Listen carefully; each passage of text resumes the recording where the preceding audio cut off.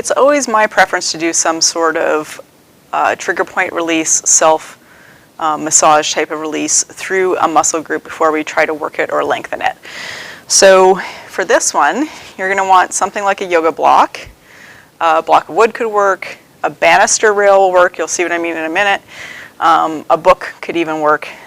This is great because it's lightweight and it's got a little bit of a grippy surface to it. And a ball. I have 3 different balls that I have here. I'm going to bring them in a little closer so you can see them a bit better.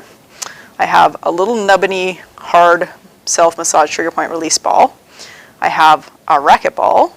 A squash ball would work also. And I have a lacrosse ball. I'm not a big fan of tennis balls for this just because tennis balls tend to slip, so they're harder to maintain control and pressure.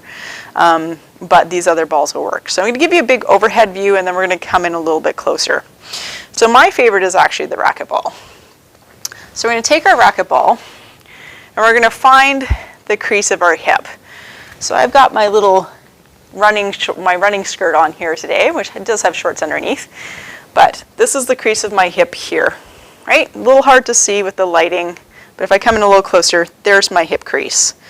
So on my hip crease, if I was to come around, here's the side of my hip, here's the front of my hip, right between that is my tensor fascia lata. That is where a lot of people need some release. So that's what I'm going to focus on in this particular video. So you're going to take your ball, you're going to find your hip crease, you're going to place it on that tensor fascia lata. Then you're going to put your block up against the wall, and you're going to lean into that block.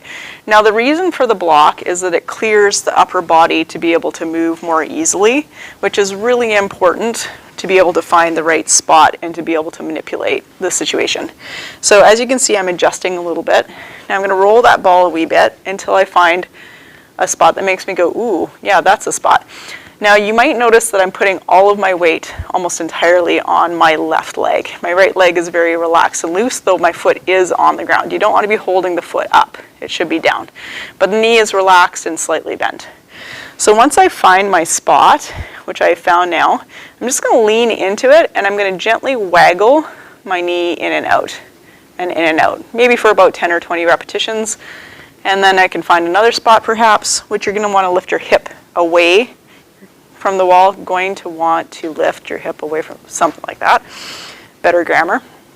And then roll around a little bit more and find another spot and do a little waggle.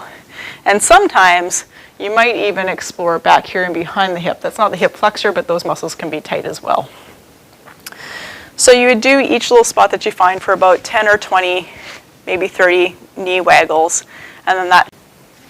So just a slightly closer view of the hip release. So taking my racket ball, finding my hip crease, coming up to the corner of my hip here, so not to the side, not to the front, but right on the corner, plunking it here, putting my block in place, up against the wall, little lean, all the weight on the left leg, right leg is relaxed. Once I find my spot, just a little knee waggle, just like so.